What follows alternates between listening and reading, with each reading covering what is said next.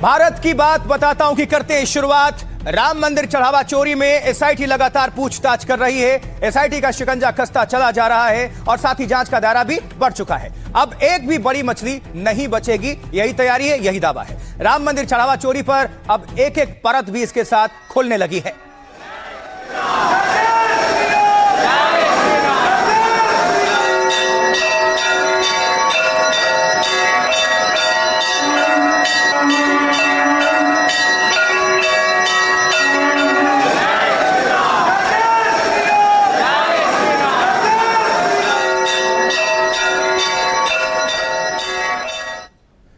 आज मुख्यमंत्री योगी आदित्यनाथ ने लखनऊ के मेदांता में महंत नृत्य गोपाल दास का हालचाल जाना और जल्द स्वस्थ होने की कामना की। महंत नृत्य गोपाल दास राम जन्मभूमि तीर्थ क्षेत्र ट्रस्ट के अध्यक्ष हैं।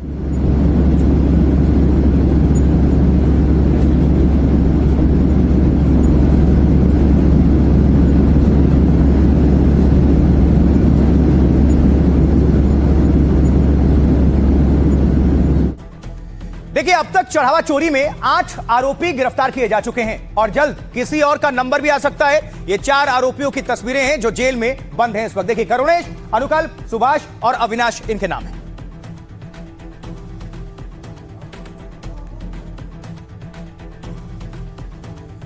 और इनमें से एक आरोपी अविनाश शुक्ला ने कार खरीदी थी, उसकी तस्वीर सामने आई है। सवाल यह है कि चढ़ावा चोरी के पैसे को इन आरोपियों ने और कहां-कहां इस्तेमाल किया है।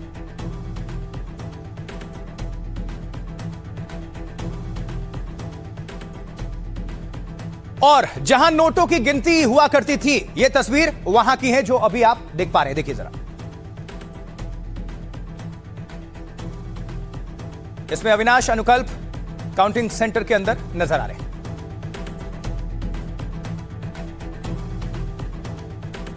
एक एक करके परतें खुल रही हैं और जैसे जैसे जांच का दायरा आगे बढ़ रहा है वैसे वैसे और खुलासे होते चले जा रहे हैं। जैसे देखिए, एक और आरोपी अनुकल्प मिश्रा और इसकी आईडी और ग्रुप फोटो भी सामने आई है। ये देखिए, अनुकल्प मिश्रा।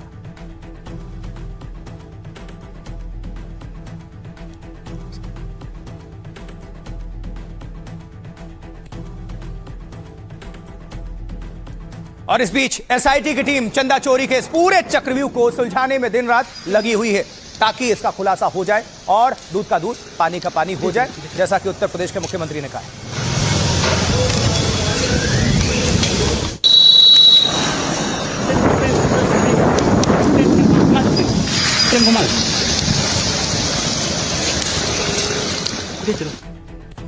और इस बीच आपको बता दें, चढ़ावा चोरी के बाद अब सुरक्षा व्यवस्था और पुख्ता की जा रही है। इससे भविष्य में इस तरह की चोरी की घटनाएं रोकने में मदद मिलेगी। देखिए, राम मंदिर चंदा चोरी के बाद मंदिर प्रशासन की तैयारी है। मंदिर परिसर में फुल बॉडी स्कैनर लगाने का प्लान चल रहा है। इसको लेकर सरकार को पत्र लिख दिया गया है। इसका उद्देश्य सुरक्षा को और पुख्ता यानी मजबूत करना है। चोर पहले अपनी जेब में कैश लेकर निकल जाया करते थे, उनका फिजिकल चेकअप भी नहीं होता था। फुल बॉडी स्कैनर लगने के बाद ऐसा करना मुश्किल होगा। नोटों की गिनती के दौरान कई तरीके से चोरी की गई थी। सीसीटीवी फुटेज में चोरी की तस्वीरें भी सामने आई थी। कपड़ों और मोजों तक में नोट छुपाए ये दिखे थे कर्मचारी। 45 दिनों की सीसीटीवी फुटेज खंगालने के बाद पुलिस ने यह दावा किया, अब फुल बॉडी स्कैनर लगने से इस तरह की घटना पर रोक लग सकती है। राम मंदिर की सुरक्षा व्यवस्था पहले से ही बहुत हाईटेक है। एआई आधारित कैमरे का इस्तेमाल यहां किया जा रहा है और ये कैमरे संदिग्ध गतिविधियों को खुद पकड़ते हैं और तुरंत अधिकारियों को अलर्ट देते हैं। मंदिर में चंदा चोरी के बाद पुजारियों की ड्यूटी का नया रोस्टर भी जारी हुआ। इसी बीच इसमें गर्भगृह में पूजा करने वाले पुजारी का क्रम बदला गया है। राम मंदिर समेत 18 मंदिरों में 35 पुजारी नियुक्त हैं। अब हर 15 दिन पर ड्यूटी बदल दी जाएगी। नए रोस्टर में पुजारियों की अदला बदली भी की गई है। लेकिन सबसे जरूरी क्या है? आत्मचिंतन, आत्ममंथन और खुद का कॉल कि आप भगवान के दरबार में हैं, चोरी ना करें। दुनिया की कोई भी चोरी आप हाईटेक तरीका इस्तेमाल कर लें, नहीं रोकी जा सकती, जबकि खुद आप ना चाहें तो कृपया ना चाहें। भगवान का दरबार है, इसलिए बदनामी हो रही है। चलिए आगे बढ़ते हैं। चढ़ावा चोरी के मुद्दे पर सियासत भी भरपूर है। अब जरा आपको दिखाएंगे अखिलेश यादव ने क्या कुछ कहा है। जल्दी से आप देखिए जरा। मर्यादा का पहला नाम प्रभु श्री राम और दूसरा नाम संविधान। आस्था, मर्यादा और श्रद्धा से खिलवाड़ की है और अब संविधान और लोकतंत्र से भी सरकार खिलवाड़ करने की तैयारी कर रही है। इस बार भारतीय जनता पार्टी को न चंदा मिलने जा रहा है, न भारतीय जनता पार्टी को दान मिलने जा रहा है, न चढ़ावा मिलने जा रहा है और न वोट मिलने जा रहा है। भगवान राम की चोरी करने वाले, जो चढ़ावा चोरी करने वाले, चंदा चोरी करने वाले, जमीन का घोटाला करने वाले, ये क्या आरोप लगा रहे हैं? ये पहले भगवान के राम के दरबार में जाके कान पकड़ के उठा बैठी करें और जाके भगवान राम से माफी मांगे कि अभी तक चंपत राय बंसल को गिरफ्तार क्यों नहीं किया, अनिल मिश्रा को गिरफ्तार क्यों नहीं किया, गोविंद गिरी को क्यों नहीं गिरफ्तार किया, वहां पे गोपाल राव को गिरफ्तार क्यों नहीं किया। अखिलेश यादव जी जो कर रहे हैं, समाजवादी पार्टी और रसातल में जा रही है। जिन लोगों ने वहां कर्मचारी के रूप में सेवा की और लोगों ने इस प्रकार से चोरी करने की घटना की, जिसकी जांच चल रही है, वह निश्चित तौर से पीड़ाजनक है। उसको किसी भी दृष्टि से अनुचित ही माना जाएगा। उत्तर प्रदेश के उप मुख्यमंत्री केशव प्रसाद मौर्य को सुन रहे थे आप, लेकिन विपक्षी नेता चंपत राय पर लगातार सवाल खड़े कर रहे हैं। अब देखिए, चंपत राय से पूछताछ भी हुई है इसी बीच।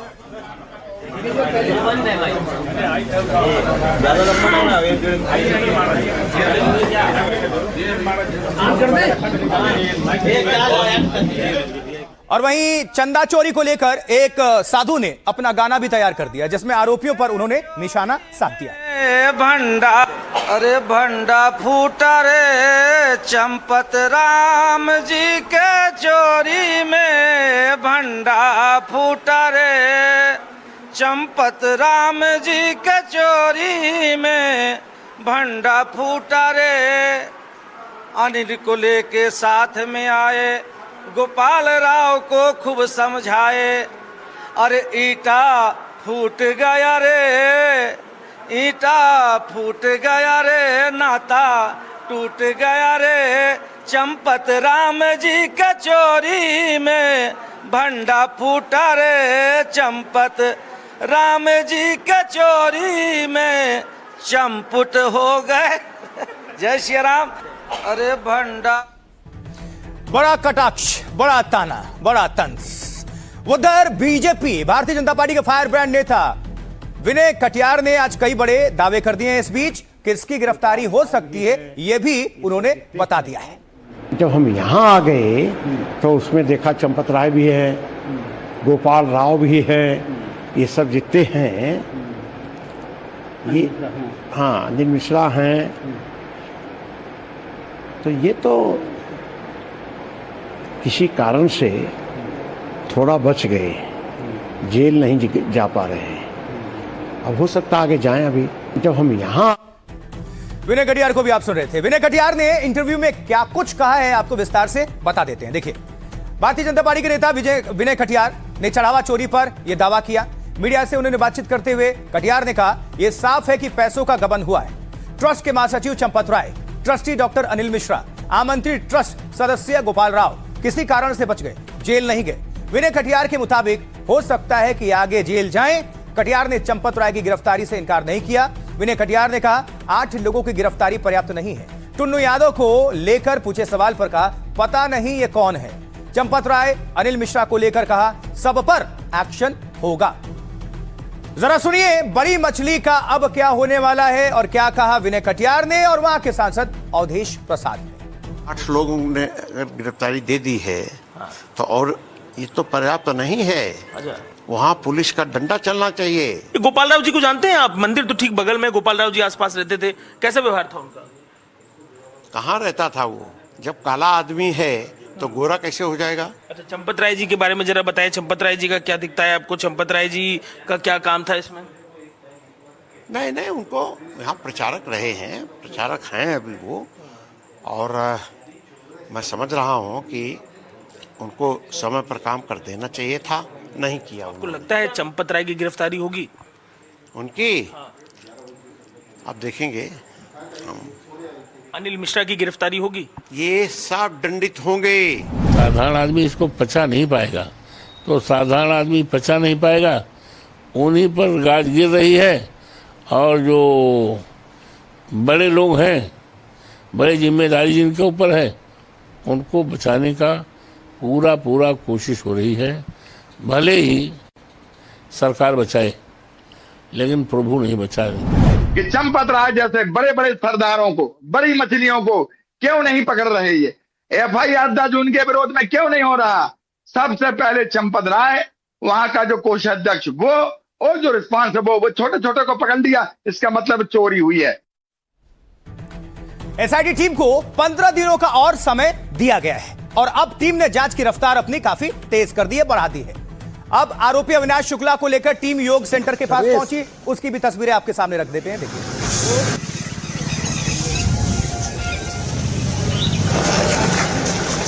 सर्वेश, ये एसआईटी की टीम है जहां पहुंची हुई है जांच करने के लिए।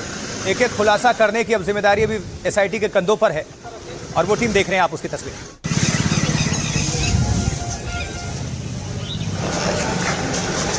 सर्वेश, तो जैसा आपको बता रहे थे, आरोपी अविनाश शुक्ला को लेकर टीम योग सेंटर के लिए पास भी पहुंची है ताकि और छानबीन गहनता के साथ हो सके। ये देखिए तस्वीरें। मंदिर चढ़ावा चोरी के मामले में गिरफ्तार एक अविनाश शुक्ला को पुलिस लेकर पहुंची है। उस योगाश्रम में बरामदगी के लिए 13 घंटे की पुलिस रिमांड पर दिया गया है अविनाश शुक्ला को। ये वो शख्स है जिसके पास से करीब 20,39,000 से अधिक का कैश, 1100 से अधिक का डॉलर और कई सोना चांदी के जेवरात बरामद, और उस जगह पर पहुंची है, उस योगाश्रम पर पहुंची है जहां अविनाश शुक्ला रहता। चूंकि ये पूरा मामला आस्था से जुड़ा हुआ है, बहुत संवेदनशील है, इसलिए बहुत बड़ा भी हो चुका है और तूल पकड़ा है, और इसलिए लोगों को उम्मीद है कि दूध का दूध और पानी का पानी हो, जैसा कि मुख्यमंत्री योगी आदित्यनाथ लगातार कह रहे हैं। अब देखिए आगे आपको बता दें, कुछ देर वहां योग सेंटर में रुकने के बाद टीम उसे साथ लेकर पहुंची अविनाश शुक्ला को, और दावा है कि उसकी निशानदेही पर कुछ सामान भी बरामद किए गए हैं। फंसाया गया, क्या हुआ है? अविनाश कुछ बोलना है? अविनाश बोल दो। अविनाश क्या कहोगे? अविनाश कुछ कहना है तुम्हें? कहना है तुमको? कुछ कहना है? गया ये उस केंद्र पर कहा जा रहा है कि अविनाश शुक्ला से कुछ अहम बरामद किया। और अब आपको अविनाश का प्रतापगढ़ वाला घर दिखाने जा रहे हैं। आइए देखिए ये तस्वीर। ये जो तस्वीर है प्रतापगढ़ स्थित अविनाश शुक्ला का ये घर है जिसकी तस्वीरें देख रहे हैं, और यहां एसआईटी की टीम उसके साथ वहां भी जा सकती है।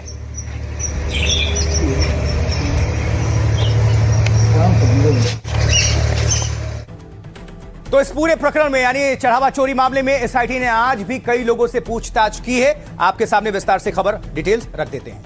देखिए, चढ़ावा चोरी केस में एसआईटी ने शिकंजा कसना शुरू कर दिया है। एसआईटी ने आज गोपाल राव से पूछताछ की है। सुबह 11 बजे से एसआईटी ने पूछताछ शुरू की। एसआईटी टीम ने कल भी ट्रस्ट के सदस्य अनिल मिश्रा से सवाल जवाब किए और साथ ही मंदिर के व्यवस्थापक गोपाल राव से भी पूछताछ की गई थी।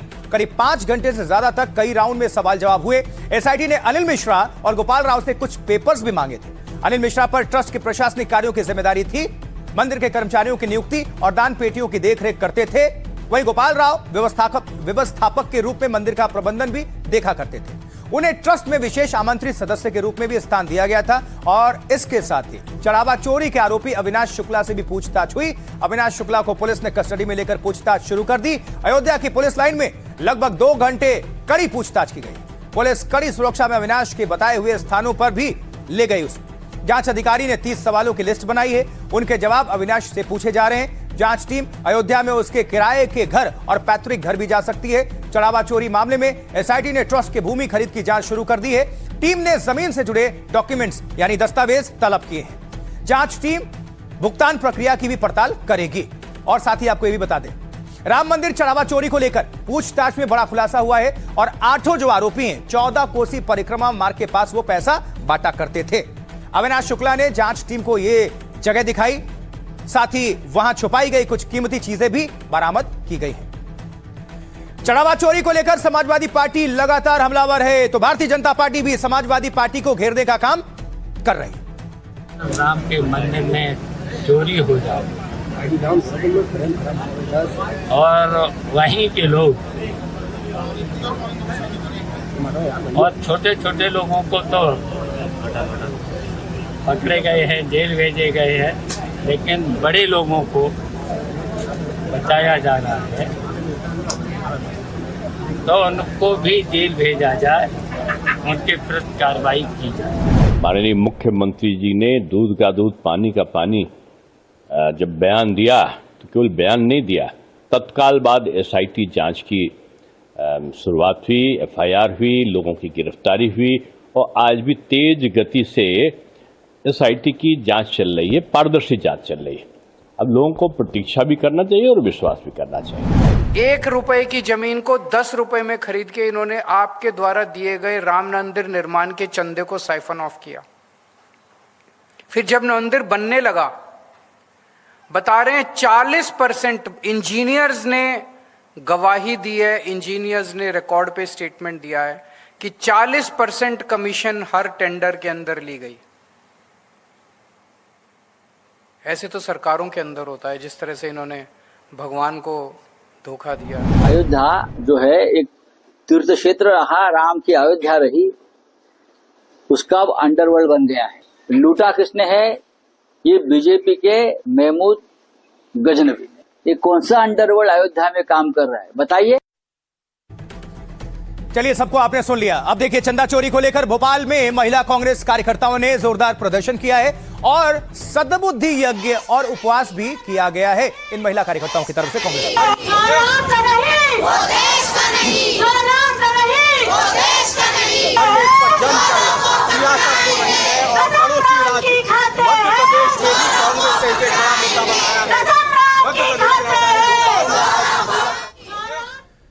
और इधर बाबा बागेश्वर यानी पंडित धीरेन्द्र कृष्ण शास्त्री भी अयोध्या पहुंच चुके हैं और इस मौके पर उनका खास अंदाज भी देखने को मिला है हमें।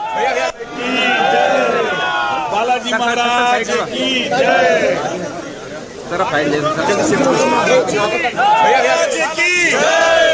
जय श्री राम।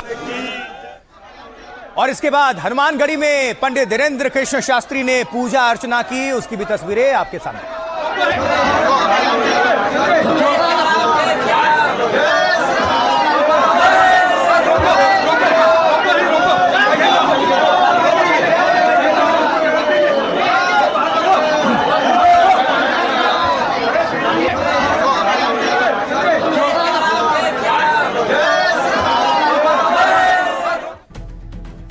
अब आपको विस्तार से बता देते हैं कि बाबा बागेश्वर यानी पंडित धीरेन्द्र कृष्ण शास्त्री ने क्या कुछ कहा है। नजर डालिए, देखिए महापाप बताया है धीरेन्द्र कृष्ण शास्त्री ने इस पूरे घोटाले को। उन्होंने यानी बाबा बागेश्वर ने, पीठाधीश्वर ने कहा कि यह संतों, महंतों, मठों और मंदिरों के विरुद्ध षड्यंत्र है। लोगों की आस्था को कमजोर करने की एक कोशिश हो रही है। सत्य कभी पराजित नहीं होता, दोषी को सजा जरूर मिलेगी। यह पाप नहीं बल्कि महापाप है। भगवान इसका दंड जरूर देंगे। उद्धव ठाकरे क्या कह रहे हैं? अध्यक्ष शिवसेना यूबीटी, वो कह रहे हैं हम दादर में 5 जुलाई को राम रक्षा महाआरती करेंगे, राम रक्षा स्तोत्र, हनुमान चालीसा का पाठ भी करेंगे। इसके बाद यह आंदोलन पूरे महाराष्ट्र में चलाया जाएगा।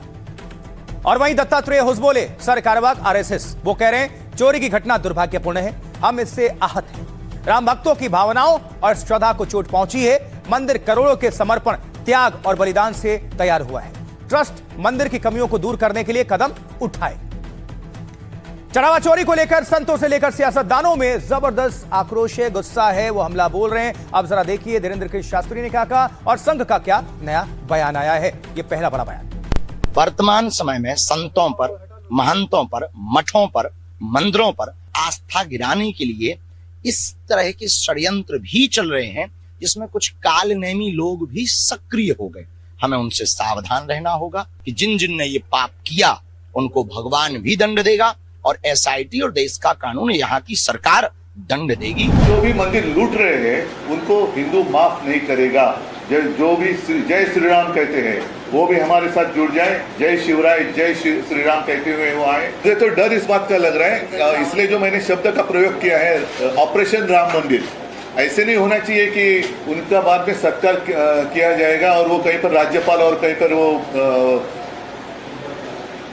मंत्री वगैरह बना दिए जाएंगे। तो जो भी चोर है उनको तो सजा होनी चाहिए। अयोध्या में श्री रामलला मंदिर में रखे हुए दान पात्रों में जमा राशि की चोरी की दुर्भाग्यपूर्ण घटना से समूचे समाज और राम भक्तों को भावना एवं श्रद्धा को आघात पहुंचा है। इस घोर निंदनीय घटना को असाधारण मानकर गंभीरता से व्यवस्था एवं संचालन की सभी कमियों को दूर करने हेतु परिणामकारक कदम उठाए। ट्रस्ट ने कहा है स्वयं होकर के कि समग्र जांच होनी चाहिए।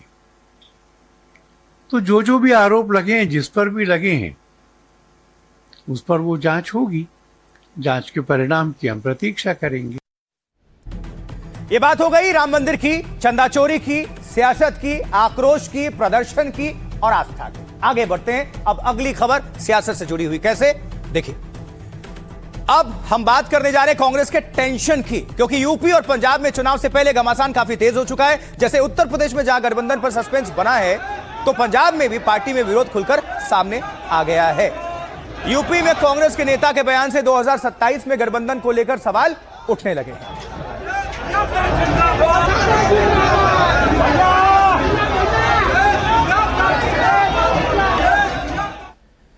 कांग्रेस नेता ने यूपी में बराबर की सीटें मांगी तो इससे सब चौंक गए। क्या अखिलेश कांग्रेस को 200 सीट देने को तैयार होंगे? सवाल तो है बड़ा।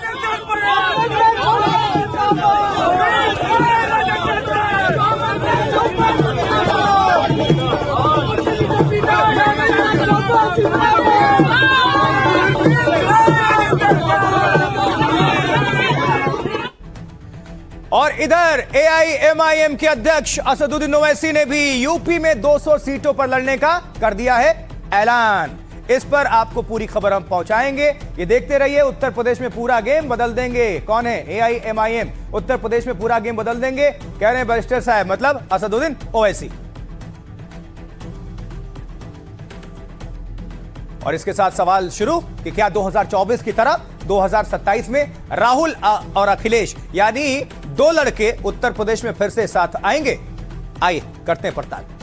यूपी में 2027 विधानसभा चुनाव में इंडिया गठबंधन पर सस्पेंस है। खुद कांग्रेस नेता के बयान से इसकी शुरुआत हो चुकी है। कांग्रेस के यूपी प्रभारी राजेंद्र पाल गौतम के बयान से अटकलें तेज हैं। राजेंद्र पाल गौतम ने कहा है यूपी चुनाव में कांग्रेस और सपा बराबर है, इसलिए सीट शेयरिंग में भी बराबरी का हिस्सा चाहिए। कांग्रेस राष्ट्रीय पार्टी के चलते बड़ा भाई है। और इतना ही नहीं, राजेंद्र पाल गौतम बीएसपी को भी गठबंधन में लाना चाहते हैं। और इस बयान के बाद यूपी में गठबंधन को लेकर कंफ्यूजन काफी बढ़ गया। बराबरी का हक मतलब कांग्रेस को 200 सीटें चाहिए। समाजवादी पार्टी कांग्रेस को इतनी सीटें दे नहीं सकती। हालांकि दोनों पार्टी के शीर्ष नेतृत्व के बीच अच्छे रिश्ते दिख रहे हैं। और हाल ही में इंडिया गठबंधन की बैठक में राहुल और अखिलेश साथ साथ नजर आए थे। लेकिन नजर आना अलग बात है, और जब खुद प्रदेश में जब चुनाव हो तो सीटों का बंटवारा अलग बात है। अखिलेश के जन्मदिन पर भी राहुल ने शुभकामनाएं दी थी, और साथ ही राहुल गांधी ने इसमें पीडीए का भी जिक्र किया था। तो अखिलेश यादव ने भी राहुल को इसके लिए शुक्रिया कहा। और दोनों नेताओं के पोस्ट से कोई तनातनी फिलहाल तो नहीं देखने को मिल रही है। तो अब सुन लीजिए कि कांग्रेस नेता का बयान और इस पर कैसे हो रही है बयानबाजी। बराबर का सम्मान और बराबर की भागीदारी, हिस्सेदारी चाहिए। इससे कम पे कोई बात हम समझौता नहीं करेंगे। बहुत जल्दी सपा का शीर्ष नेतृत्व और कांग्रेस पार्टी का शीर्ष नेतृत्व बैठ के बात करेगा, और बहुत जल्दी आपके सामने सारा हम खुलासा करेंगे। कांग्रेस के प्रभारी का जो ताजा बयान है वो गठबंधन की सेहत के लिए अच्छा नहीं है, और बीजेपी के उस प्रोपेगेंडे को सहयोग करता है, बल देता है, जिसमें बीजेपी ये चाहती है कि उत्तर प्रदेश की जनता के बीच में ये कंफ्यूजन है कि समाजवादी पार्टी, कांग्रेस, इंडिया गठबंधन एक नहीं है, इनके बीच तालमेल नहीं है। तक कांग्रेस मजबूती के साथ आप देख सकते हैं कि खड़ी है पूरे देश के अंदर। कोई लड़ रहा है आंख में आंख डाल के, तो कांग्रेस पार्टी लड़ रही है। चाहे वो आप भगवान राम मंदिर के चढ़ावा चोरी का प्रकरण हो, चाहे वो जमीन पर कहीं भी अत्याचार अन्याय हो रहा है, वहाँ कांग्रेस पार्टी खड़ी है। और कांग्रेस निश्चित तौर से बड़ी है और बड़े भाई के रूप में रही। वहाँ अखिलेश जी की पार्टी बड़ी पार्टी है, और समाजवादी पार्टी पहले से एस्टेब्लिश पार्टी है, तो उनकी बात को भी वज़न देना पड़ेगा, उनकी बातों को भी वज़न देना पड़ेगा। और हम लोगों की कोशिश यही रहेगी, हमको लगता है जहाँ तक, कि मिलजुल कर हम चुनाव लड़ेंगे, और जिसकी जो हैसियत है उस हैसियत, उस अनुपात में लोगों को उम्मीदवार बनाया जाएगा। ये तो बात उत्तर प्रदेश की हम कर रहे थे। उधर पंजाब में भी चुनाव से 8 महीने पहले कांग्रेस में टेंशन काफी बढ़ गई है। कांग्रेस अध्यक्ष को लेकर पार्टी में गुटबाजी इस वक्त काफी चरम पर है। अब पंजाब के पूर्व सीएम चन्नी फैसले के विरोध में आ गए हैं, और उनके घर पर कांग्रेसी नेताओं की एक बैठक भी हो गई है। इसी बीच तस्वीर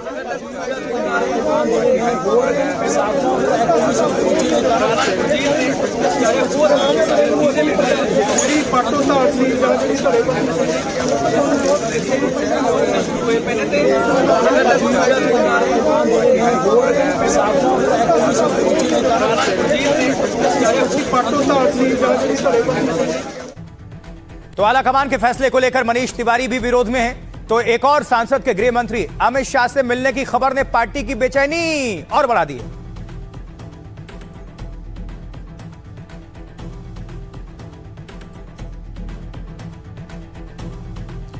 तो क्या है पंजाब कांग्रेस में मचा ये बवाल, अब आपको विस्तार से हम बता देते हैं, आइए नजर डालिए।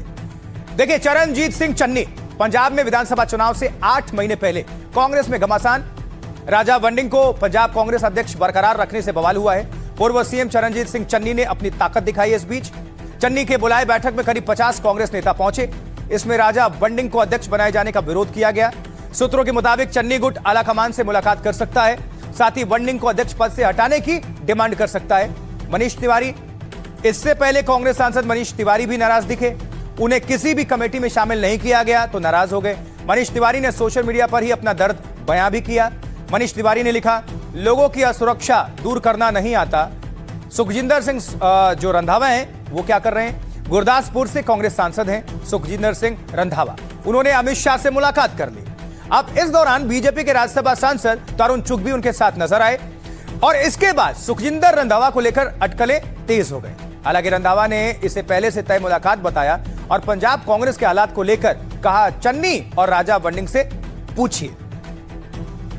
पंजाब कांग्रेस में घमासान पर क्या कह रहे हैं वहां के नेता यानी माननीय, आइए सुनते हैं सर। दोबारा डिसीजन लिया गया है अमरिंदर राजा वड़िंग को दोबारा प्रधान बनाए रखने का।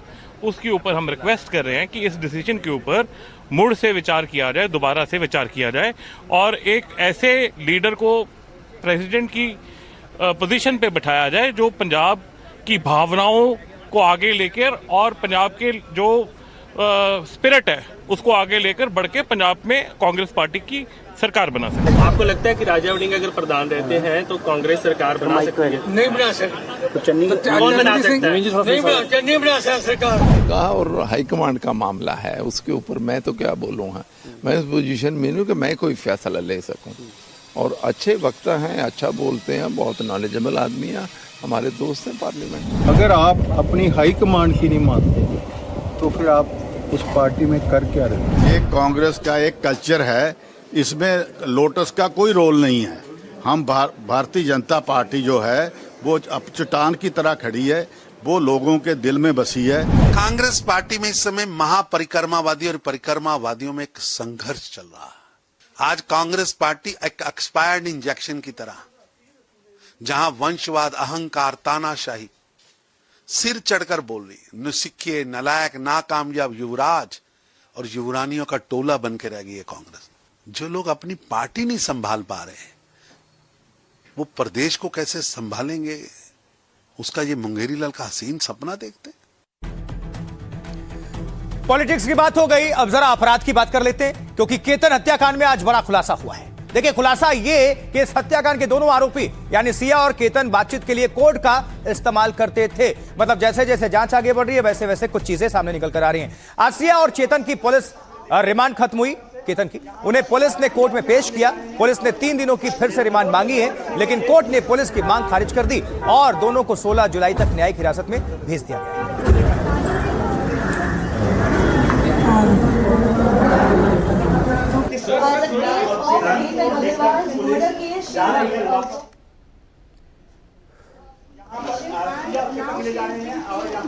ये लोनावाला देख रहे हैं, कोर्ट में जहां आरोपियों की पेशी हुई है उसकी तस्वीरें दिखा रहे हैं। और वहीं दोनों आरोपियों को कोर्ट में पेश करने की तैयारी सुबह से ही चल रही थी। पहले उन्हें लोनावाला से बड़गांव मावल थाने लेकर आया गया। ये तस्वीर देखिए।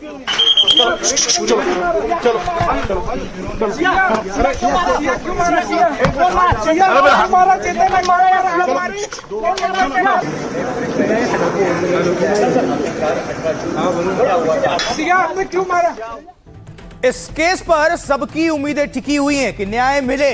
जो कुछ भी हुआ वो लोगों के गले नहीं उतरा कि ऐसे कैसे कर दिया। अब देखिए, सिया और चेतन से पुलिस ने लगातार पूछताछ की है और केतन हत्याकांड के पुख्ता सबूत इकट्ठा करने की कोशिश पूरी तरह से पुलिस लगी हुई है कि वो इकट्ठा कर ले सबूत। अब सिया को उसके घर भी लेकर जाया गया था और वहां से पुलिस ने एक और मोबाइल फोन बरामद किया।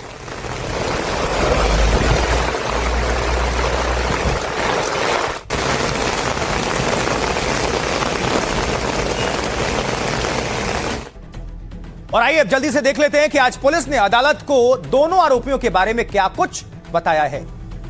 तो सिया और चेतन के बीच बातचीत कोडवर्ड के जरिए होती थी।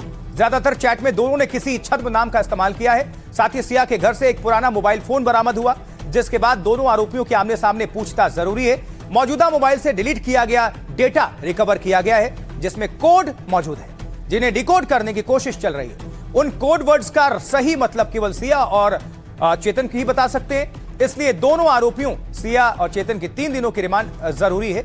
आरोपियों के वकील की दलील क्या है, सुनिए। पुलिस को नए सबूत की सिर्फ उम्मीद है और वो फिशिंग इंक्वायरी कर रही है। 12 दिन की पुलिस हिरासत पूरी हो चुकी है। अब ठोस आधार के बिना रिमांड नहीं दी जा सकती, कथित कोड के लिए मजबूर नहीं किया जा सकता, इसलिए पुलिस को आरोपियों की रिमांड ना दी जाए, यह दलील है वकील साहब की। अब आइए सुनते हैं कि सिया और चेतन के वकील इस मामले को लेकर क्या कह रहे हैं। आज अदालत में उन्होंने 3 दिन का पुलिस कस्टडी मिलने के लिए उन्होंने एप्लीकेशन दिया था, लेकिन उसमें जो ग्राउंड्स देखते हुए कोर्ट को वो ग्राउंड्स पुलिस कस्टडी एक्सटेंड करने के लिए सफिशिएंट नहीं लगे, इसलिए कोर्ट ने उनको जुडिशियल कस्टडी में आज लिया है। आज लाई डिटेक्टर टेस्ट के जो एप्लीकेशन है वो उन्होंने आज प्रेस नहीं किया है, शायद वो उनको उसकी जरूरत नहीं है, ऐसा बोल रहे हैं। 3 दिन की और कस्टडी मांगी गई थी पुलिस के द्वारा, लेकिन आज हमने जैसे पिछली बार कहा था, हमने इस बार भी यही कहा है कि जहां तक चेतन का सवाल है उसके लिए क्यों उनको पुलिस कस्टडी की जरूरत है, ये इसकी कोई भी डिटेल्स उस रिमांड रिपोर्ट में नहीं दिए गए थे। कोर्ट ने इस बात को मानते हुए हमारी जुडिशियल कस्टडी, इनफैक्ट दोनों आरोपियों की जुडिशियल कस्टडी के ऑर्डर कर दी। तो जैसा कि आप देख रहे हैं, पुलिस की तफ्तीश इस मामले में बहुत तेज है और एक एक करके राज सामने आ रहे हैं और कई तथ्य भी सामने आ रहे हैं, जैसे आपको बता देते हैं। अब इस मामले में यानी केतन अग्रवाल का एक नया वीडियो भी सामने आ गया है, जिसमें वो धारा प्रवाह बोलते हुए तो दिख रहा है, और ये वीडियो सिया गोयल के उस दावे को गलत साबित करता है जिसमें उन्होंने कहा था कि तुतलाने और हकलाने की वजह से उन्होंने केतन अग्रवाल से शादी करने से इनकार कर दिया। Planning this whole wedding for the last 4 months, and meeting has been there at every step of the way.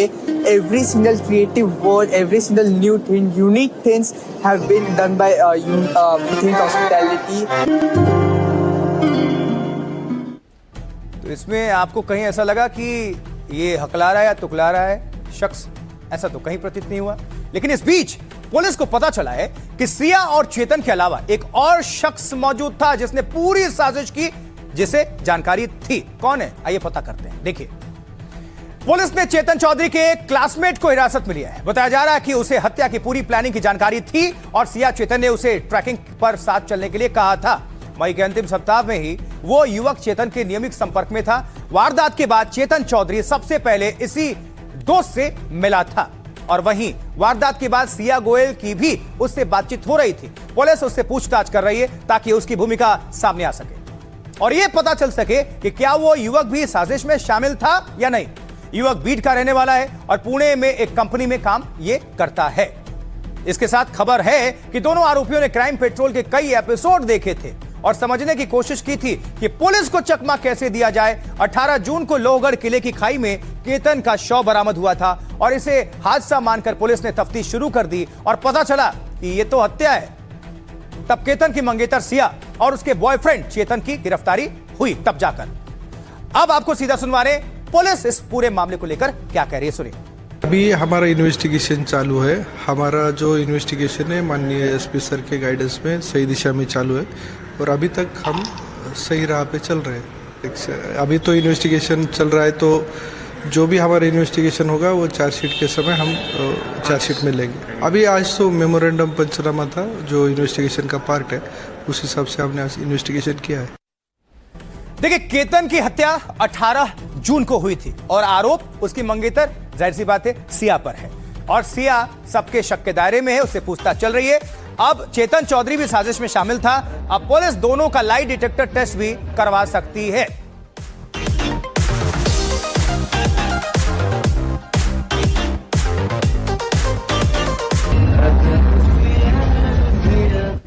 चलिए जल्दी से आगे बढ़ते हुए जान लेते हैं कि लाई डिटेक्टर टेस्ट क्या होता है और कैसे सिया से पुलिस क्या कुछ सवाल कर सकती है। जैसे सबसे पहले, क्या आपका नाम सिया गोयल है? क्या आप केतन अग्रवाल को व्यक्तिगत रूप से जानती थी? क्या आपकी केतन अग्रवाल से सगाई हुई थी? क्या आप चेतन चौधरी को व्यक्तिगत रूप से जानती हैं? क्या जून 2026 के दौरान आपका चेतन चौधरी से नियमित संपर्क था? क्या आप 18 जून 2026 को लोहगढ़ क्षेत्र में गई थी? क्या 18 जून को आपकी मुलाकात केतन अग्रवाल से हुई थी? क्या 18 जून को आपकी मुलाकात चेतन चौधरी से हुई थी? क्या 18 जून को आप केतन और चेतन एक ही स्थान पर मौजूद थे? क्या आपने 18 जून से पहले केतन को लोहगढ़ जाने के लिए कहा था? क्या 18 जून से पहले चेतन के साथ लोहगढ़ की कोई योजना बनाई थी? केतन की लोकेशन या गतिविधियों की जानकारी चेतन से साझा की थी? सवाल ये भी है, 18 जून को लोहगढ़ में केतन के साथ किसी प्रकार की झड़प हुई थी? क्या आपने केतन अग्रवाल को किसी भी प्रकार से धक्का दिया था नीचे? क्या किसी दूसरे शख्स से भी केतन के साथ बल प्रयोग किया गया था? क्या घटना के बाद कोई चैट, मैसेज, कॉल रिकॉर्ड या डिजिटल डेटा हटा दिया यानी डिलीट कर दिया?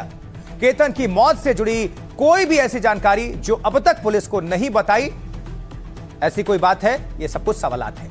अब सुनिए चेतन चौधरी के रिश्तेदार क्या कुछ कह रहे हैं। हमारे परिवार वालों ने, हमने अभी एक्चुअली हमारा और उनका आजू बाजू में सोसाइटी है, पर चेतन को कभी ऐसा गाड़ी के पीछे वो लड़की बैठी, कोई हमारे दूसरे कोई कस्टमर भी है ऐसे, कभी कभी उन्होंने कभी लड़की चेतन आ रहा है संडे को कलेक्शन, कभी लड़की देखा है, ऐसा कभी सुना ही नहीं, दोस्त भी नहीं। और दूसरी बात दुकान में भी है ना, ऐसा भी देखो, ऐसा लव के चक्कर में तो लड़का साइड में जाके बातें करता है दुकान में, नहीं क्या भैया समझो कोई बड़ा आ गया, तो ऐसा भी कभी देखा ही नहीं कि वो साइड में जाके बातें करता है, एकदम फ्रेंडली रहने का था।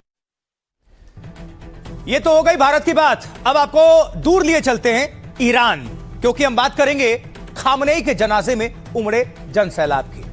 देखिए, आज से ईरान के पूर्व supreme leader Ayatollah Ali Khamenei और उनके परिवार के सदस्यों की अंतिम विदाई की रस्में शुरू हो चुकी हैं। खामनेई के साथ उनकी 14 महीने की पोती, पत्नी, बेटी और दामाद को भी श्रद्धांजलि दी जा रही है, क्योंकि उनके जनाजे में भी भारी भीड़ उमड़ रही है।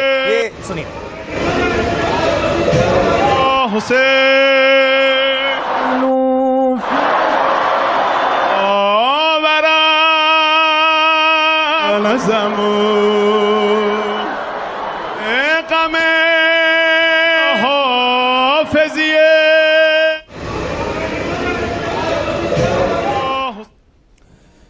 तेहरान के मुसल्ला परिसर में अली खामनेई और उनके परिवार के कई सदस्यों के ताबूत रखे गए हैं। ईरानी राष्ट्रपति मसूद पेज़ेश्कियान समेत देश का शीर्ष नेतृत्व तेहरान के ग्रैंड मुसल्ला में खामनेई को श्रद्धांजलि देने पहुंचा है।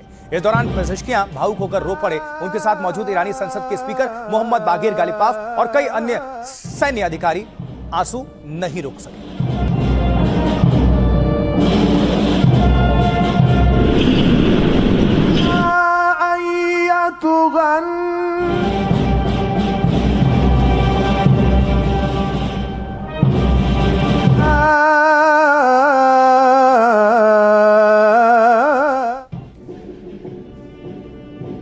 ईरान की राजधानी तेहरान में भारतीय धर्मगुरुओं के एक प्रतिनिधिमंडल ने अयातुल्लाह अली खामनेई को श्रद्धांजलि अर्पित की है और इस प्रतिनिधिमंडल में कई धर्मों के धर्मगुरु एक साथ पहुंचे थे।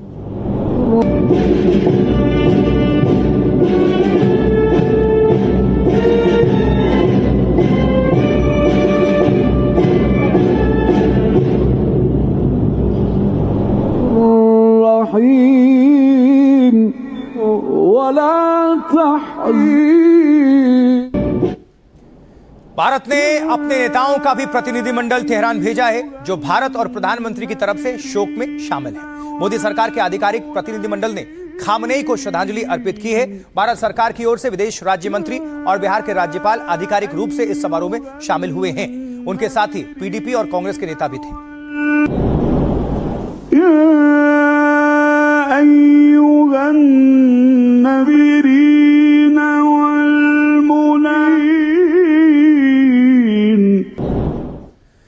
पाकिस्तान के नेता भी ईरान पहुंचे हुए हैं। पाकिस्तान के प्रधानमंत्री शहबाज शरीफ और फील्ड मार्शल आसिम मुनीर और विदेश मंत्री ने अली खामनेई को श्रद्धांजलि दी है।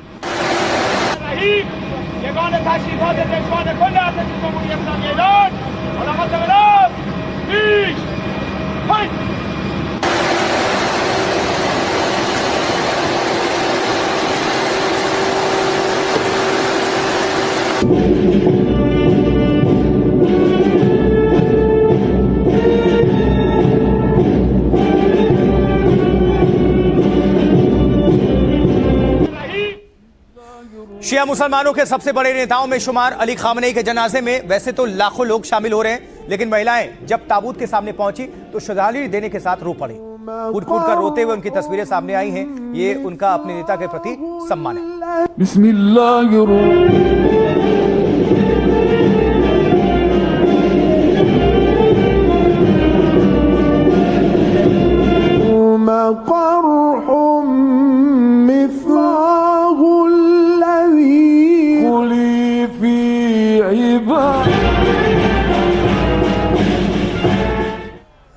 तो ईरान की करोड़ों जनता अभी शोक में है, लेकिन वहां रात के वक्त भी अमेरिका के खिलाफ लोगों में आक्रोश है, गुस्सा है, क्योंकि डोनाल्ड ट्रंप और बेंजामिन नेतन्याहू के ऑर्डर से हुए हमलों में ही खामनेई की जान गई थी। ऐसे में ईरानी लोग सड़कों पर अमेरिका मुर्दाबाद के नारे लगा रहे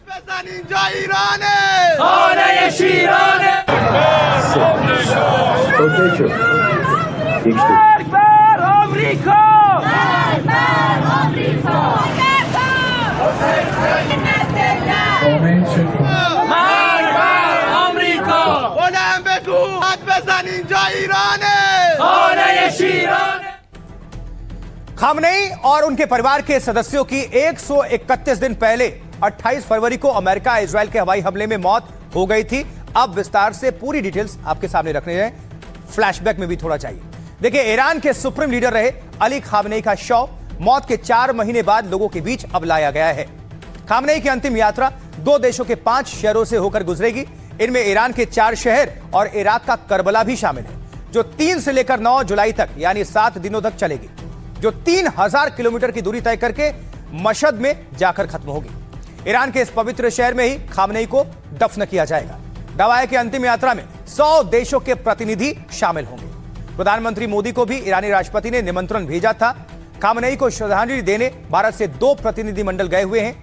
राजनीतिक प्रतिनिधिमंडल में विदेश राज्य मंत्री पवित्र मार्गरेटा और बिहार के राज्यपाल सैयद अता हसनैन शामिल हैं। वहीं पीडीपी चीफ महबूबा मुफ्ती और कांग्रेस नेता सलमान खुर्शीद भी हैं, जबकि एक दूसरे ग्रुप में कई धर्मों के धर्मगुरु भी शामिल हैं। अंतिम यात्रा में 2 करोड़ से ज्यादा लोगों के शामिल होने का दावा है। हालांकि खबर है कि खामनेई के बेटे मुस्तबा इसमें शामिल नहीं होंगे। जान को खतरा होने की आशंका में वो जनाजे में नहीं पहुंचेंगे। रिपोर्ट्स के मुताबिक इजराइल ईरानी नेताओं को टारगेट कर सकता है। इजरायली मंत्री ने धमकी दी है कि मुस्तबा मौत के निशाने पर है। इससे पहले विदेश मंत्री और स्पीकर भी इजराइल के टारगेट पर थे। अप्रैल में अमेरिका ने ईरान को इजराइल से सतर्क रहने को कहा था। अब आपको सुनवाते हैं इस पर भारत में नेता क्या कुछ कह रहे हैं, उनकी प्रतिक्रिया। की भी एक नीति होती है और इस प्रकार के जो शोक के वाले जो क्षण है, इसमें इस प्रकार के एक शांति होनी चाहिए और निश्चित रूप से अभी कोई इस प्रकार की घटना नहीं होनी चाहिए। और जो ईरान ने जिन बातों को कहा है, यह अंदेशा जाहिर किया है और हम अपेक्षा करते हैं कि इस वक्त कम से कम शांति रहे। सलमान खुर्शीद और महबूबा मुफ्ती खमीनी के फ्यूनरल पे गए हैं। ये अपने निजी तौर पर गए हैं और उनकी पार्टी ने भेजा होगा। महबूबा मुफ्ती तो खुद अपनी पार्टी के अध्यक्ष हैं, सलमान खुर्शीद साहब को कांग्रेस पार्टी ने भेजा होगा। ये उनके अपने निजी संबंधों के कारण से गए होंगे, परंतु भारत में इनके जाने को राजनीतिक कारणों से देखा जाएगा। मेरा मानना है कि आमतौर पर जब इतने बड़े नेता और मुख्य आध्यात्मिक गुरु का निधन होता है तो और ऊंचे स्तर पर शोक व्यक्त किया जा सकता था और किया जाना चाहिए था। ये सच है कि अब एक प्रतिनिधिमंडल गया है। कांग्रेस पार्टी का प्रतिनिधित्व मेरे अच्छे दोस्त सलमान खुर्शीद और अन्य लोग कर रहे हैं। ऐसे हालात में ये जरूरी है कि हम हमेशा उस दिवंगत व्यक्ति के प्रति सम्मान दिखाएं जो उतने महत्वपूर्ण पद पर थे। मदर टेरेसा के अंतिम संस्कार और राजीव गांधी के निधन और हत्या के समय भी हमने दुनिया भर के नेताओं को भारत आते देखा था। यह एक सामान्य बात है। दुनिया भर के देशों में जाकर शोक व्यक्त करना और दिवंगत आत्मा के प्रति सम्मान प्रकट करना बहुत सामान्य बात है। मुझे लगता है कि हमें इसे बड़ा राजनीतिक मुद्दा नहीं बनाना चाहिए। यह एक गंभीर अवसर है। प्रधानमंत्री मोदी ने इस मौके पर राष्ट्रपति पेजेशकियान से बात की और अंतिम संस्कार समारोह के लिए हमारी शुभकामनाएं दी। हमने बिहार के राज्यपाल लेफ्टिनेंट जनरल सैयद अता हसनैन और विदेश मंत्रालय में राज्य मंत्री डॉक्टर पवित्र मार्गरेटा को भेजा है। इसलिए मुझे लगता है कि हमारी तरफ से यह एक बहुत मजबूत प्रतिनिधिमंडल है और यह भारत और ईरान के बीच मजबूत सभ्यतागत, ऐतिहासिक और समकालीन संबंधों को और मजबूत करता है। आगे बढ़ते हैं और आगे बढ़ते हुए आपको एक ऐसे डीएसपी साहब से मिलवाने जा रहे हैं जिनकी नेटवर्थ कितनी है, करोड़ों में है, और वो भी 1-2 करोड़ नहीं जी, 200 करोड़ से ज्यादा। इसलिए हम कह रहे हैं 200 करोड़ का डीएसपी। सबसे पहले आप उनकी तस्वीर देखिए। ये है हैदराबाद पुलिस के डीएसपी सक्की रेड्डी भीम रेड्डी, नाम सुन लिया आपने। और जब एंटी करप्शन यूनिट छापेमारी के लिए यहां पहुंची तो उनके आलीशान प्रॉपर्टी का खुलासा होने लगा। अगर सरकारी तनख्वाह की बात कर लें तो जरा गूगल पर जाइएगा और देखिएगा, लिखिएगा कि डीएसपी साहब को हर राज्य में कितना अधिकतम वेतनमान हो सकता है और उसके हिसाब से इनकी प्रॉपर्टी का अंदाजा लगाइएगा। इसीलिए भ्रष्टाचार का ये जो खेल है और इसीलिए ऐसे ही पुलिस वालों की वजह से पूरे महकमे पर उंगली उठती है।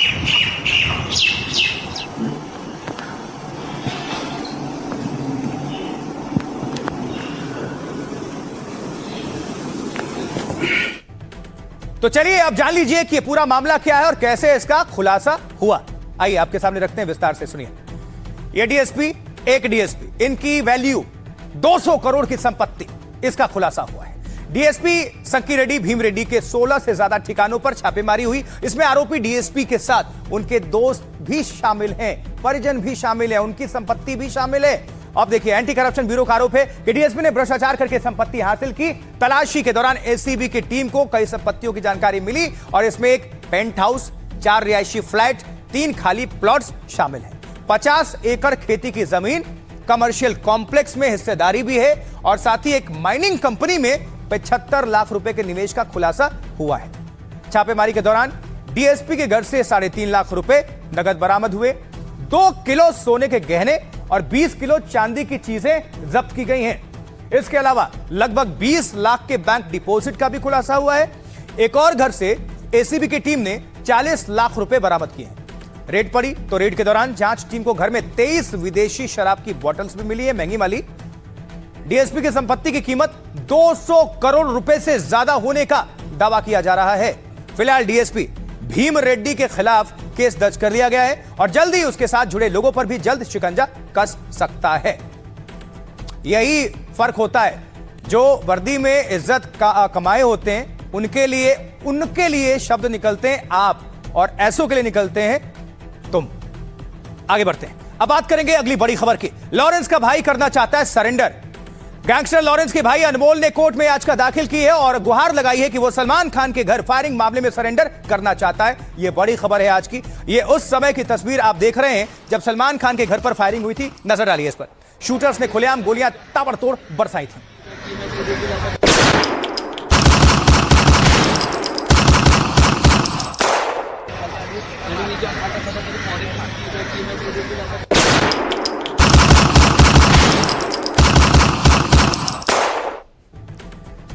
और अब विस्तार से आपको बताते हैं ये पूरा मामला क्या है।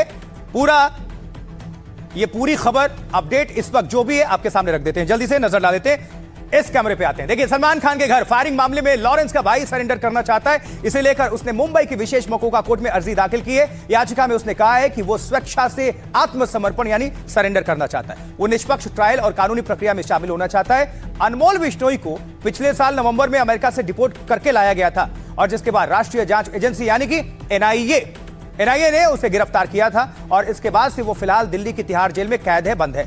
याचिका में जेल अधीक्षक को प्रोडक्शन वारंट जारी करने की मांग की गई है, जिससे उसे शारीरिक या फिर वीडियो कॉन्फ्रेंसिंग के जरिए कोर्ट में पेश किया जा सके।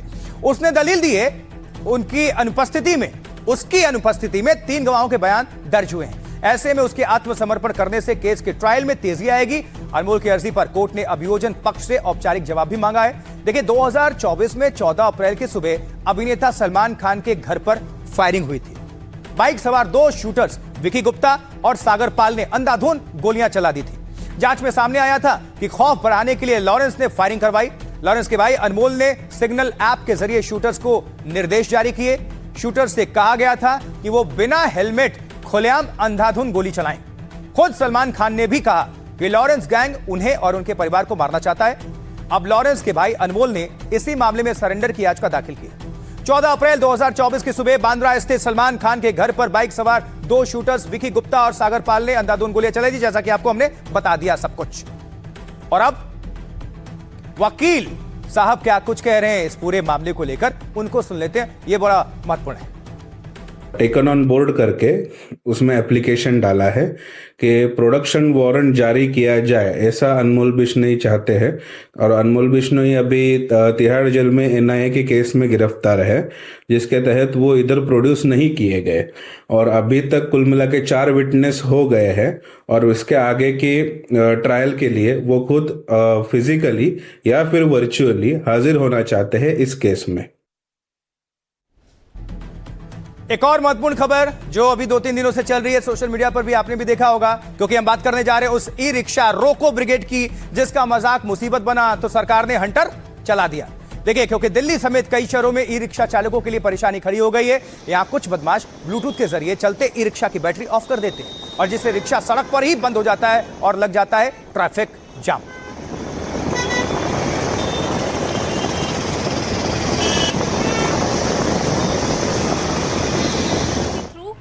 और ये सब कुछ होता है मोबाइल ऐप्स के जरिए। ऐसा करने वाले चाइनीज ऐप्स हैं जो पहले बैटरी के ब्लूटूथ सिस्टम से कनेक्ट करते हैं और फिर क्लिक करते ही रिक्शा हो जाता है बंद। हमने यहाँ इस ऐप के थ्रू स्विच ऑफ करने की कोशिश करेंगे और देखिए धीरे धीरे आप देखेंगे कि कैसे ये जो ई रिक्शा है वो बंद हो गई। हमने यहाँ पर बंद किया और जो ये है ये ई रिक्शा वो अभी बंद हो चुकी है। देखिए, आपने इस तरह के कई वीडियोस, रील्स देखे होंगे जिनमें लोग मोबाइल से चलता हुआ ई रिक्शा रोककर भाग जाते हैं और मगर ये ड्राइवर्स के लिए परेशानी का सबब बन गया और साथ ही सवारियों की रास्ते में बंद हो गई। हम धक्का मार के बड़ी मुश्किल से इन भैया डीलर के पास लेके आए हैं, तो उन डीलर ने फोन से हमारी गाड़ी सही करी थी। अभी तो पता नहीं ऐसे कितने ऐप आएंगे जो बंदे सारे ड्राइवर जितने हैं सारे परेशान होंगे। अचानक कभी मान लो रास्ते में कोई ऐसे ब्रेक ले लिया और अचानक बंद हो गया तो एक्सीडेंट भी हो सकता है। शोरूम खुल जाएगा, मैं अपनी गाड़ी लेके जाऊंगा, तब जाके मैं अपनी गाड़ी का लॉक खुलवा के तब मैं धंधा कर पाऊंगा। हमारे लेके गया, गाड़ी बंद हो गई, वहाँ से हाथ पे खींच के लाया हूँ।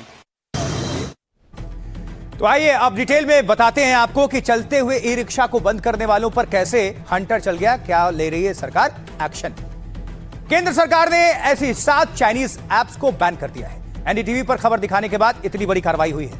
केंद्र सरकार ने जिन चाइनीज ऐप पर एक्शन लिया है उनमें बीएटी है, बीएमएस है, लॉसिजी और इपोक ली ऑयन है। ऐसी 7 ऐप्स को सरकार ने ऐप स्टोर से हटाने के आदेश तत्काल दे दिए हैं। गूगल और एप्पल को नोटिस देकर ऐप्स हटाने को कहा गया है। इन ऐप्स पर एक्शन की वजह बनी है वो शिकायतें जिनके मुताबिक कुछ लोग ई रिक्शा की बैटरी बंद कर देते थे। वो मोबाइल के ब्लूटूथ की मदद से यह हरकत करते थे और सड़क पर चलते हुए ई रिक्शा को रोक देते थे, क्योंकि बैटरी बंद होते ही ई रिक्शा बंद हो जाता था। इससे ई रिक्शा चालकों को काफी परेशानी का सामना करना पड़ा।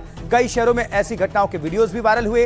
ये घटनाएं उन ई रिक्शा के मामलों में सामने आए हैं जिनमें आधुनिक लिथियम बैटरियों का इस्तेमाल होता है और उनका ब्लूटूथ मैनेजमेंट सिस्टम बिना पासवर्ड का था या फिर बैटरी का ब्लूटूथ सिस्टम कमजोर सुरक्षा का था, इसलिए ये ऐप्स ब्लूटूथ के जरिए बैटरी से कनेक्ट हो गया। हालांकि ये घटनाएं ई रिक्शा में सामने आए हैं, कार स्कूटर में नहीं, क्योंकि उसके बैटरी सिस्टम में मजबूत सुरक्षा और एन्क्रिप्शन होता है, इसलिए कोई सामान्य ऐप उनसे कनेक्ट नहीं हो सकता। दिल्ली से हमारी संवाददाता इशिका वर्मा ने ई रिक्शा रोको ब्रिगेड कैसे साजिश कर रहा है उसकी पड़ताल की है। एक रिपोर्ट भेजिए, देखिए।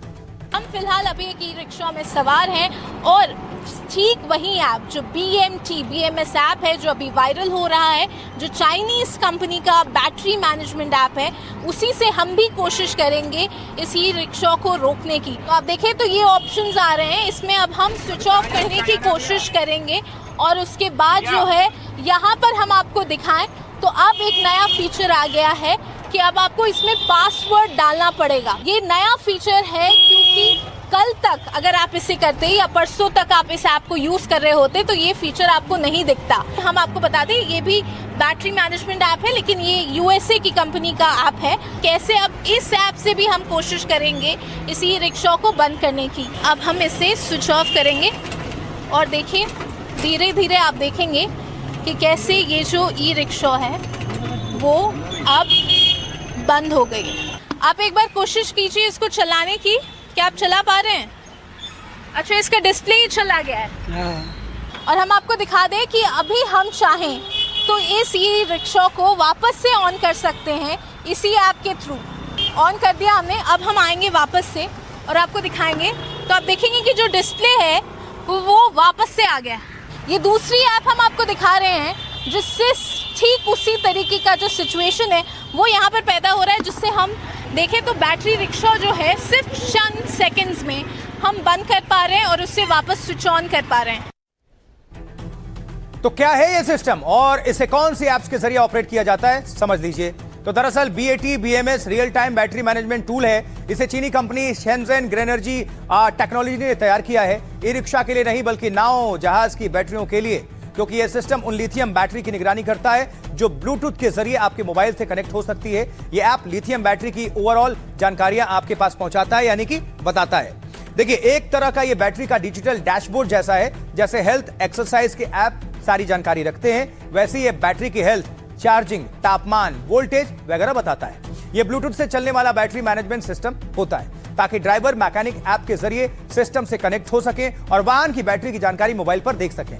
जरूरत पड़ने पर उसकी सेटिंग्स मैनेज कर सकते हैं। यह ब्लूटूथ से 10 से 15 मीटर के दायरे में कनेक्ट हो सकता है। बदमाश इसी का फायदा उठाकर मोबाइल कनेक्ट कर लेते हैं और क्योंकि भारत में कई जगह लोकल बैटरियां बनाई जाती हैं, सस्ते ई रिक्शा के बाजार में ऐसी लिथियम बैटरियां बिक रही हैं और जिनके ब्लूटूथ बैटरी मैनेजमेंट सिस्टम असुरक्षित है या उन्हें बिना किसी पासवर्ड के खुला छोड़ दिया जाता है या फिर 1234 और आमतौर पर भारत में यही सब इस्तेमाल होता है 1234 या 0000 जैसे साधारण पासवर्ड लगा दिया जाता है। बदमाश इसी का फायदा उठाकर ई रिक्शा बंद कर देते हैं। अगर आपके साथ ऐसा हो तो बैटरी के स्विच को बंद करके चालू कर लें। डीलर मैकेनिक के पास जाकर पासवर्ड या लॉक लगवा सकते हैं आप। अगर आपके साथ ऐसा होता है तो क्या करें फौरन और कैसे चाइनीज ऐप की साजिश पर रोक लगाई जा सकती है, सुनिए जरा बैटरी डीलर और साइबर एक्सपर्ट्स को।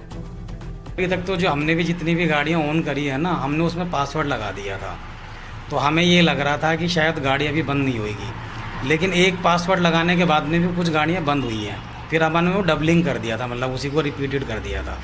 तो अभी तक तो जिनमें जो वो पासवर्ड लगाए डबल हमने, तो उसमें तो कोई प्रॉब्लम आई नहीं है। बैटरी दो तरह की हैं, जिसमें ब्लूटूथ कनेक्टिविटी है ना वही बंद हो रही है, एक जिसमें ब्लूटूथ कनेक्टिविटी नहीं है उसमें एक पुश बटन आता है, वो वाली बैटरी बंद नहीं होती है। रिक्शा की जो कंप्यूटर सिक्योरिटी है या साइबर सिक्योरिटी है वो इतनी कमजोर है कि कोई बंदा किसी ऐप के माध्यम से आपके ई रिक्शा के अंदर घुस आता है। तो मुझे लगता है लोगों में ज्यादा जागरूकता लाने की आवश्यकता होगी। इस तरह से काम करते हैं ताकि ई रिक्शा काम करना बंद कर दे, तो वो कंप्यूटर रिलेटेड ऑफेंस बन जाता है। इसमें 3 साल की सजा है, 5 लाख रुपए जुर्माना है। दायित्व अब सरकार के ऊपर है कि अब ऐसे केसेस ज्यादा सामने आ रहे हैं, आप कुछ केसेस में FIR दर्ज करिए और लोगों को समझा दीजिए कि साहब ये खेल नहीं है। और अब एक खतरनाक तस्वीर उत्तर प्रदेश के कौशाम्बी में। कौशाम्बी में LPG टैंकर के टोल प्लाजा से टकराने से बड़ा हादसा हो गया। इस हादसे का वीडियो सामने आया है और इसमें दिख रहा है कि टोल प्लाजा से टकराने के बाद ये टैंकर फट पड़ा। अभी आपको दिखेगा थोड़ी सेकंड में गैस लीक होने लगी। चंद सेकंड में 30 से 40 फीट तक गैस फैल गई। टोल प्लाजा पर ही जनरेटर चल रहा था, गैस जनरेटर तक पहुंची और तेज होता है धमाका।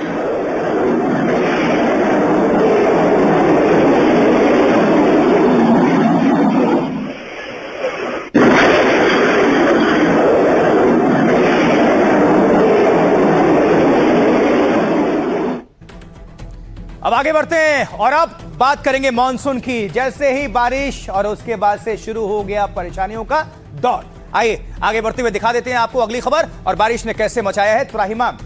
ये तस्वीरें आपको दिखाएंगे, डिटेल्स भी रखेंगे। देखिए सबसे पहले मध्य प्रदेश की तस्वीर दिखाने जा रहे हैं। MP के देवास की यह तस्वीर है जहां बारिश का पानी गड्ढे में भर गया और जिसकी वजह से स्कूटी गड्ढे में समा गई।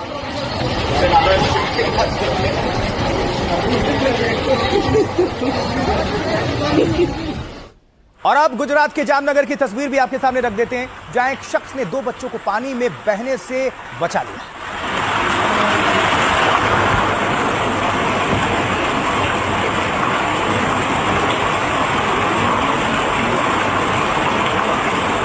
अगली तस्वीर भी गुजरात से ही, गुजरात के वलसाड से। ये एक ऐसी तस्वीर जहां बारिश का पानी लोगों के घरों तक पहुंच रहा है। देखिए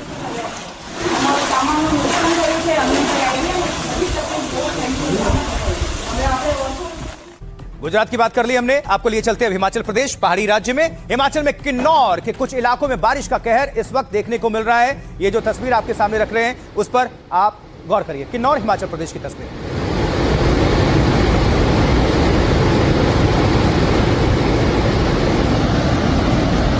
बारिश यहां तबाही मचा रही है किन्नौर हिमाचल प्रदेश में और हिमाचल प्रदेश के किन्नौर की ही खबर, क्योंकि यहां भारी मानसून बारिश के कारण फ्लैश फ्लड और लैंडस्लाइड की घटना भी सामने आई है। देखिए कार पर मिट्टी कीचड़।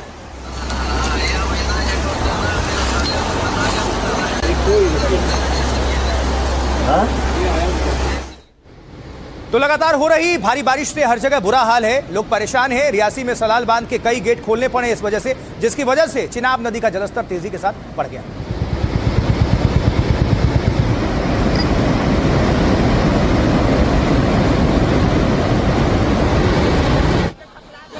और अब छत्तीसगढ़ के कवर्धा, वहां की तस्वीर ये जो देख रहे हैं आप, ये देखिए जरा लोग किस तरह से बचने की कोशिश कर रहे हैं। बारिश से सड़क पर सैलाब सा नजर आता है और इस सैलाब में एक मिनी ट्रक भी फंस गया, लोगों को निकाला गया वहां से।